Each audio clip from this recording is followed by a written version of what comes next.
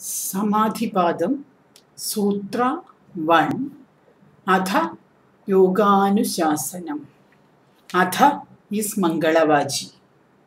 But it is not only a Mangalavaji Shabda, but it also denotes that the words are from a guru to the disciple after previous teaching and practices as a preparatory teaching to this particular sutra. That is why the Guru utters the word, now I will teach you the yoga. That means I have already taught you certain other things. So Anushasana does not mean a commandment or a rule, but it is teaching and learning between two people. It is from a teacher to the students and not from a powerful person who imposes certain rules. Vyasa says yoga is the chitta dharma of aristocratic people, Sarvabhauma, and it is Anushasana only done by a Rajarshi, who is an ancestor as well as who has the adhikara or the right to teach because of his previous experiences. It is due to his or her practice and experience that he is having that adhikara, and the disciple should be a successor to this particular ancestor, and he or she should come with respect to the ancestor and ask for the knowledge. If nobody asks for the knowledge is not imparted. So the Shishya also should be qualified to receive it. Mahabharata Anushasana Parva shows Bhishma, the great ancestor of the Kuru race, instructing Yudhishthira this system of yoga because Yudhishthira asked for it. And it is in the Moksha Dharma that he gives to Yudhishthira. And it is in this part we find the most ancient yoga, the Hiranyagarbha yoga, on which Vyasa has done a commentary. And it is in this chapter itself that he gives the Vishnu Sahasranama for Ishvara Pranidhana as a part of yoga to Yudhishthira. There are 5 bhumikas for human mind. They are Kshipta, Mudha, Vikshipta, Ekagra, Niruddha.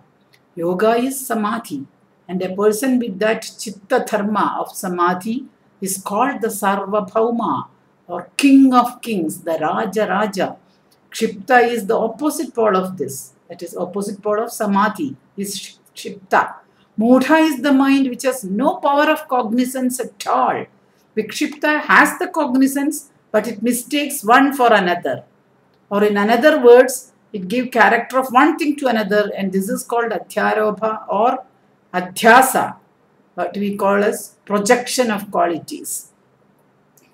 Because of the inadequacies mentioned above, the Kshipta, Mudha and Vikshipta states of mind are not suitable for yoga. We will describe this later on.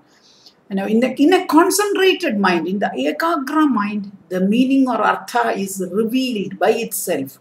And all the sorrows, the desires and the karmas and the entire root of these vasanas, everything will be destroyed because the mind is in a niruddha avastha, niruddha state. And this leads to what we call the samprajnada samadhi. Following vitarka comes the vichara. Vitarka samadhi, vichara samadhi. These things we will discuss in the later sessions. Stage by stage they follow, and then comes the ananda part, and following the ananda is the asmita. In this way, the stage by stage, all the chitta vritti are becoming niruddha, obstructed, and that leads to the last one, the asamprajnada samadhi. Vajaspati starts his bhashya by salutations to Vrishaketu, that is Shiva, who is the cause for the entire universe. And he says Shiva, being a yogi, is devoid of sorrows and karma vipaka. And the great Parama Yogin, he calls with all yogi lakshana. The Shiva has all the lakshana of yoga. And he also salutes Patanjali. Then he says, I am going to do a commentary on the Vyasa Bhashya of Hiranyagarbha Sutra. And it is very subtle, concise, clear, having many meanings. And he says the Atha is a Shabda which means Jyoti or light or the revelation.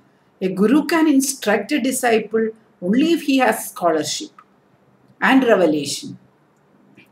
And only those people with patience, shama, dhamma, experience in the process or the job and philosophy and curiosity for learning this light of knowledge, the light of wisdom.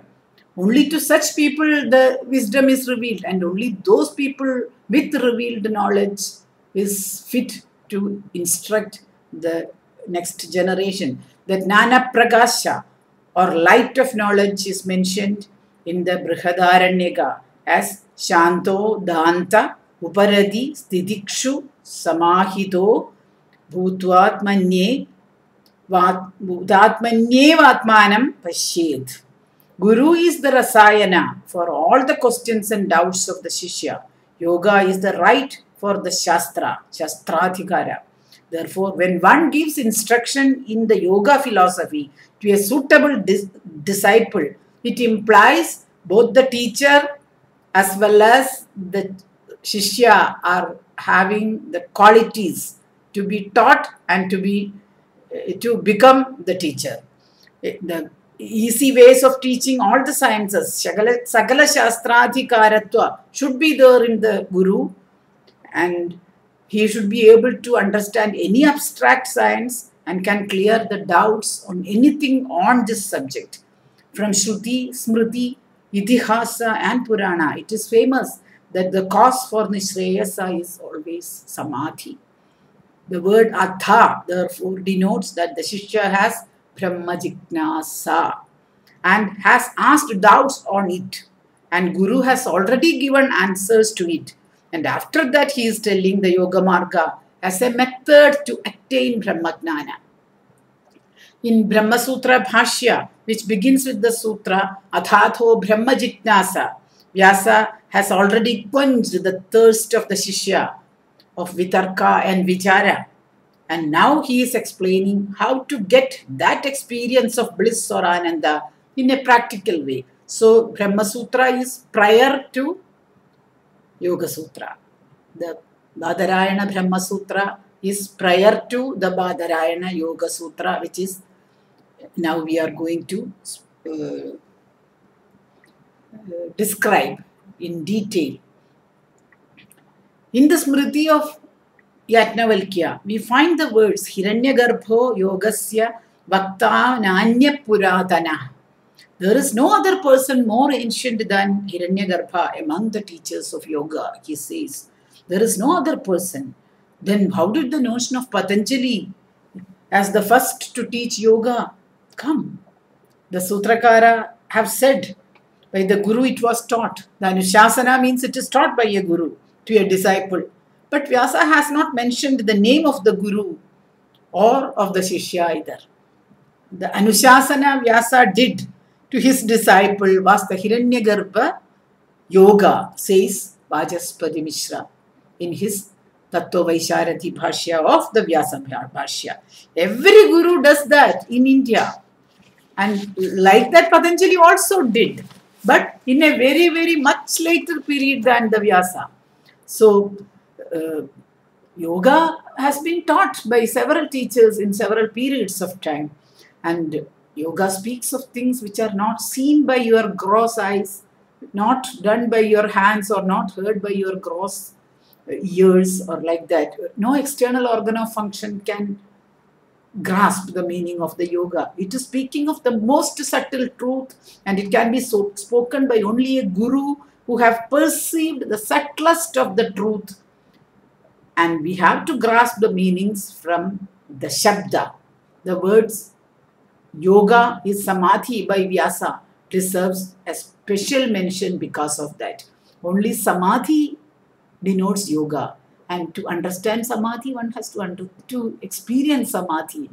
It's the most subtle thing, the most difficult thing to experience. Now, in Dhatupada, we find Yuja Samadhau. That means yoga is samyoga, and Yuj means to unite, join. All the angas have joined and formed the Purna or whole Purusha. That person who has been able to visualize this samyoga of everything in the universe as a whole, within and without, alone can be called a Sarvabhauma, Rajathiraja, the king of kings. This samyoga of anga and angi is denoted by the word madhumati, a special technical language in yoga language. Madhu or nectar is a symbol. Samadhi is eternal rasa experience of that nectar.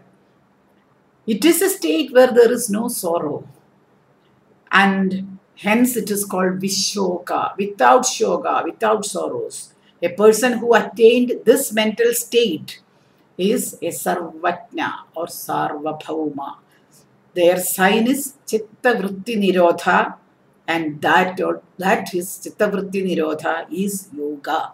And Samadhi is an anga of that, and they are not different in that state of consciousness. Anga and Angi are a whole. They are not different, but the same in the state of consciousness of Samadhi. Yoga is Chitta Vritti Nirodha. Yoga is Samadhi. All knowledge and wisdom are dependent on Atma alone. Therefore, Chitta Vritti Nirodha is not Atma Nirasa or Jnana Nirasa. Nirasa means negation. Yoga is not negating the Atman, not negating any knowledge system. It is the dharma of the Chitta. By Chitta, one has to understand the intelligence or the buddhi or the andakarana, the internal faculties.